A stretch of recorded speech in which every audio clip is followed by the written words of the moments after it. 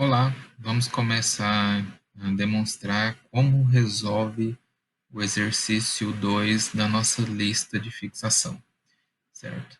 O problema diz o seguinte: o desenho abaixo mostra o perfil de uma adutora ligando dois reservatórios com controle por registro de boia. O comprimento da linha é de 3.300 metros. Então, essa tubulação que a gente está vendo aqui, que sai de R1 e chega até R2, tem 3.300 metros de distância linear.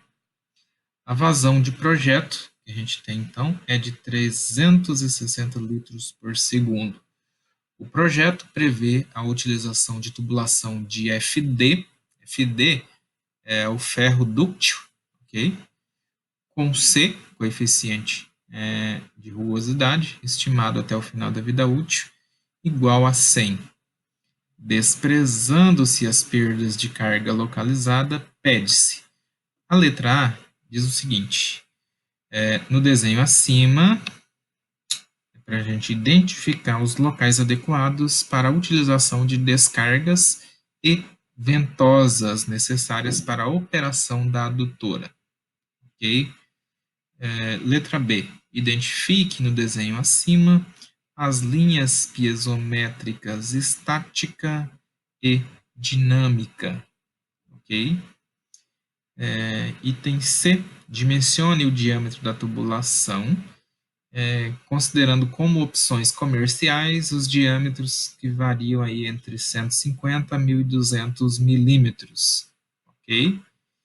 E na letra D, está dizendo o seguinte: qual a vazão máxima que poderá ser atendida pela tubulação escolhida no final da vida útil da adutora? E como dado, temos aí então a equação de Hazen-Williams. Pois bem, para a gente começar então, vamos lá para o início, certo? Para facilitar a minha vida aqui, eu vou dar um print.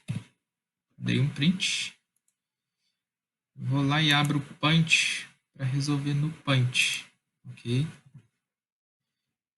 Aqui, eu vou recortar porque eu estou querendo neste momento apenas o desenho, ok?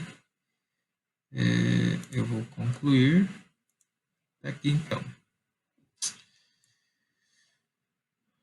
Ok.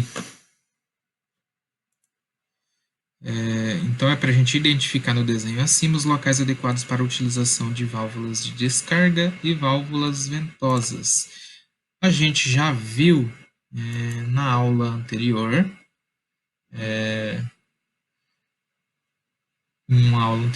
que as válvulas de descarga a gente utiliza nos pontos mais baixos da tubulação. Então, note que nós temos 1, 2, 3 pontos baixos. Então, aqui a gente vai colocar as válvulas de descarga, ok? Nestes pontos baixos. Para diferencial, vou mudar a cor. Agora, as válvulas ventosas a gente coloca nos pontos mais altos da tubulação. Então, eu tenho, então, que esses pontos aqui terão válvulas ventosas. E nestes pontos mais baixos, nós teremos as válvulas de descarga. Ok? É muito fácil, né? Está resolvida a letra A. Então, como a gente já sabe que os pontos baixos para que, obviamente, o sistema atue por gravidade, é nos pontos mais baixos que a gente vai utilizar as válvulas de descarga.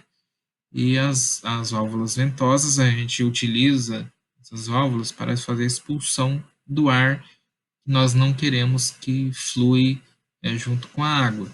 E a gente, para expulsar o ar, a gente tem que colocar as válvulas ventosas nos pontos mais elevados. Bom, reiniciamos aqui o desenho para iniciar a resolução da letra B. A letra B diz o seguinte: identifique no desenho acima as linhas piezométricas estática e dinâmica. E nós podemos fazer a representação no desenho da seguinte forma. A gente sempre pega o nível da água, ok? Sempre pega o nível da água e relaciona com o nível da água no ponto inferior, considerando aqui que esse caso é um caso em que o escoamento se dá por gravidade, ok? E aí, então, a gente tem essa linha que é uma constante no espaço, e nós temos uma linha que é decrescente. Essa linha decrescente é uma linha que liga o nível da água no reservatório superior até o nível da água no reservatório inferior. Considerando que esse nível da água no reservatório inferior ele é condicionado pela pressão existente no reservatório superior, ok? Então, nós temos a seguinte forma. Se nós estamos vendo que a linha do nível da água superior ela é constante, ela por ser uma linha constante, logo ela é a nossa linha piezométrica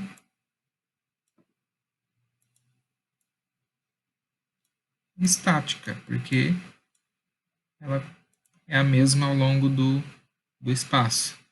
Agora, a gente tem uma perda de carga que é demonstrada ao longo dessa outra linha aqui.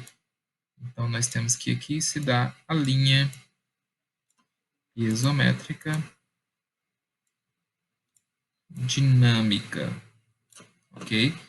Note aqui que a gente tem que a perda de carga, nesse caso, vai ser igual à diferença de cotas. Então, a nossa altura, H, é a nossa diferença de cotas, que é igual à nossa perda de carga total. E a nossa linha piezométrica dinâmica, ela apresenta como se dá a variação constante da perda de energia ao longo do sistema, ok? Dessa forma, então, está respondida a letra D da questão.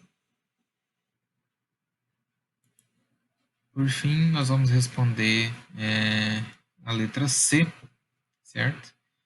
E a letra D da questão 2. Na letra C, pede para dimensionar o diâmetro da tubulação, ok?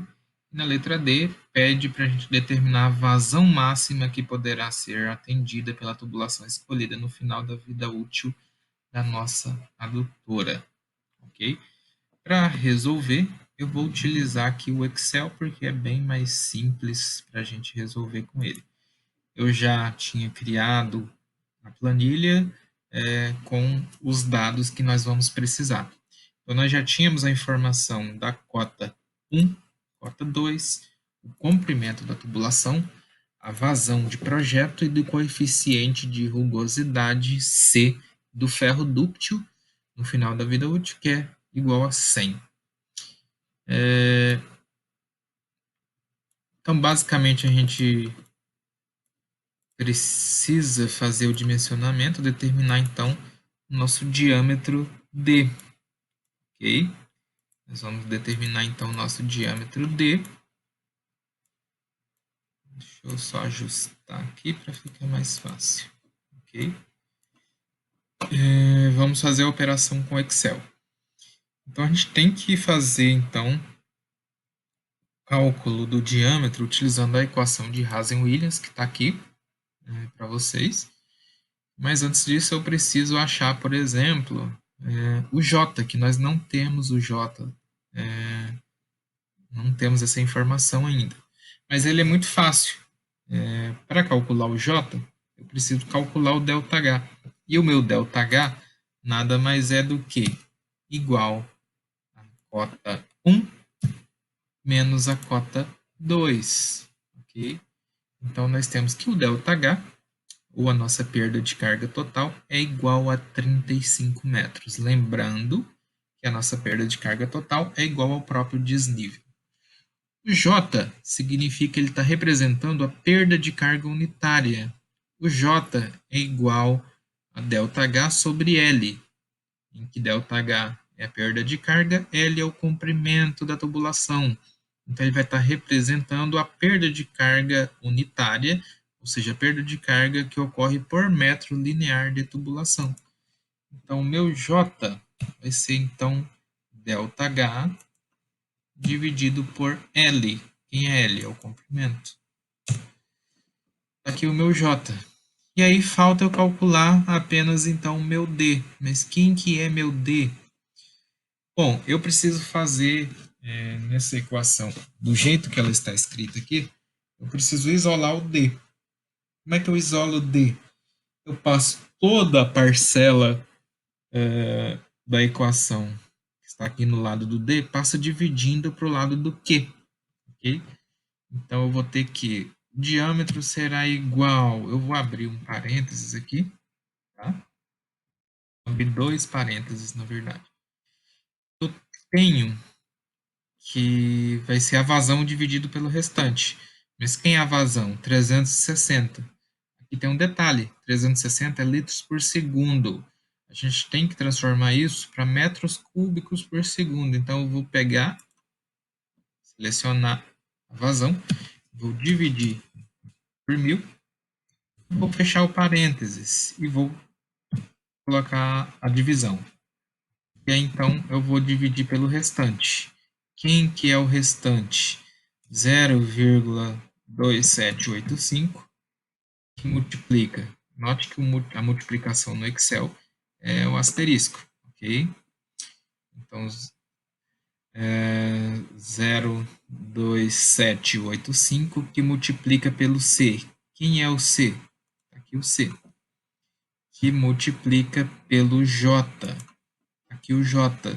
Só que notem que o J está elevado a 0,54. Eu tenho que colocar o acento circunflexo 0,54. O acento circunflexo, que é a potência. Okay? Bom, então, note o seguinte, que está faltando uma última coisa. Essa última coisa que está faltando aqui na nossa equação, para calcular o nosso diâmetro, é passar a potência inversa do diâmetro para os demais, para as demais parcelas aí da equação, né? Já que a gente tem que isolar totalmente o D, e para isso a gente tem que passar a potência inversa. Potência inversa, eu vou colocar então